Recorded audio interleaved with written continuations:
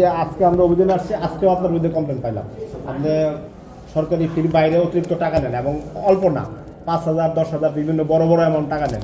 এটা কিন্তু সাধারণ জনগণের জন্য 5,000 টাকা অনেক টাকা, আপনার কাছে হয়তো টাকা অল্প মনে হতে পারে। 5,000 টাকা 10,000 টাকা অনেক টাকা। এই মুহূর্তে একজন অভিযোগকারী এখানে উপস্থিত আছে যার কাছে আপনি টাকা নিয়েছিলেন, কারণটা কি বলুন তো? স্যার আমি একটু বলবো, আমার টাকা দিচ্ছে? হ্যাঁ স্যার আমার একটু বলেন যে আমার কোনো টাকা দিচ্ছে স্যার, আমি তো জিজ্ঞেস করছি। আপনাকে টাকা দিছিলেন? টাকা দিছেন আবার ফেরত দিছেন? জি ফেরত দিছেন। কারণ কি? আমি আমার কাছে একটু দেখেন, আমার তথ্যবোধক স্যার আছে এখানে, এই জায়গায় আগে যে কথা বলছিল এখানে আপনি এই যে সার্টিফিকেট দেওয়ার কার্যক্রম বন্ধ করতে পারেন। স্যার আমরা কি ডাক্তার? ডাক্তার তো না, ডাক্তাররা তো অসহায় আপনাদের কাছে। আপনাদের কাছে ডাক্তাররা অসহায়। আপনারা এমন সিস্টেম তৈরি করছেন যে ডাক্তারদের শুনুন, একটা জায়গায় চাকরি করতে গেলে সুবিধা অসুবিধা থাকে।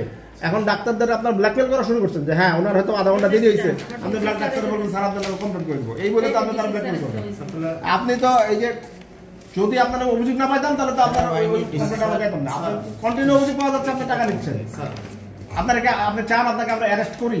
স্যার আপনি শুনুন স্যার, আমি 7 বছর, আমার চাকরি হচ্ছে 12 বছর। 7 বছর ছিলাম টুঙ্গিপাড়ায়, 2 বছর ছিলাম কোটালীপাড়ায়। এখানে কিন্তু আমি নতুন স্যার, এখানে আমি নতুন। এখানে চাকরিতে যোগদান করার পরে আমি পেশনে চলে গেছিলাম আমাদের গ্রামে। আমাদের গ্রামের থেকে এখানে আমি আসছি। এখান থেকে আসার পরে ওনাদের ঘটনাটা ঘটে, ওই সময় আমি আইস হতেছিলাম স্যার। আমি 1 সপ্তাহ আইস হতেছিলাম। আমার এখান থেকে যেমন সারি আছে, আমার হার্টের ইঞ্জেকশন দিয়ে তাৎক্ষণিক আমার হার্টের ব্লক ছাড়ায়। আমি 1 মাসে ছুটিতে ছিলাম। আমাদের একই জায়গায় বাড়ি, আমাদের মামি মামা ভাগ্নের সম্পর্ক। তা আমার কাছে উনি যে সময় অসুস্থ হয়েছিল, আমার কাছে উনি আসছিল স্যার। উনি যে বলছে যে আমার কাছে টাকাটা দিছে, আমরা 2 জন মুসলমানের সন্তান, আমি আল্লাহর ঘর সাক্ষী রেখে বলছি আমার যদি টাকা দিয়ে থাকে স্যার, আমি এখনই চাকরিটা রিজাইন দিয়ে দেবো। আর স্যার যদি আমার টাকা না দিয়ে থাকে, আমি যদি এদের সাথে সম্পৃক্ততা না থাকি স্যার, তাহলে আমার কালকে আর্মিতে ফোন দিচ্ছে, এই যে 10 মিনিট আগে থানা থেকে ফোন দিচ্ছে স্যার। মানে এইটা নিয়ে স্যার আমার আপনি টাকা নিয়ে রিপোর্টের যে অনিয়মটা, এটা আমি যদি কোনো টাকা নিয়ে থাকি এরপর মাধ্যম থাকতে পারে না স্যার। আমি বলি স্যার, বলো স্যার, টাকার কথা আমার দেবর এখানে আছে, আমার দেবর আছে, তার কাছে উনি বলছে যে টাকা আমাদের টাকা দিলে আমরা সার্টিফিকেট বের করে দেবো। ওনাদের একই জায়গায় বাড়ি 2 জন স্যার, একজনের বাড়ি হচ্ছে মানে একই জায়গায়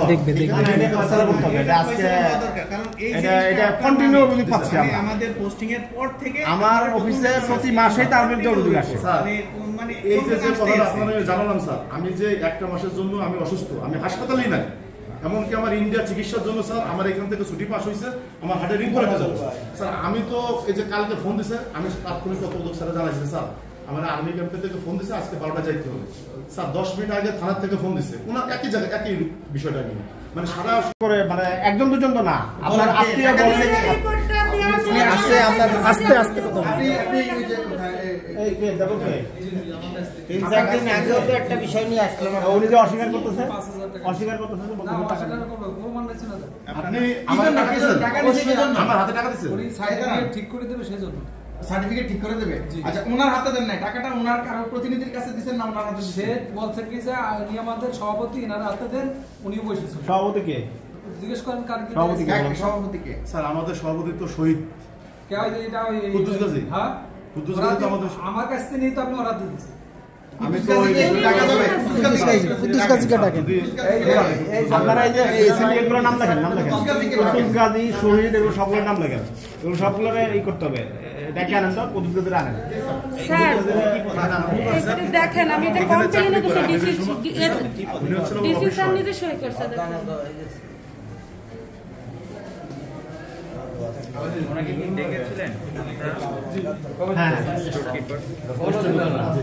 আচ্ছা আপনার যে স্টোরের আজকে পর্যন্ত আপডেট আছে?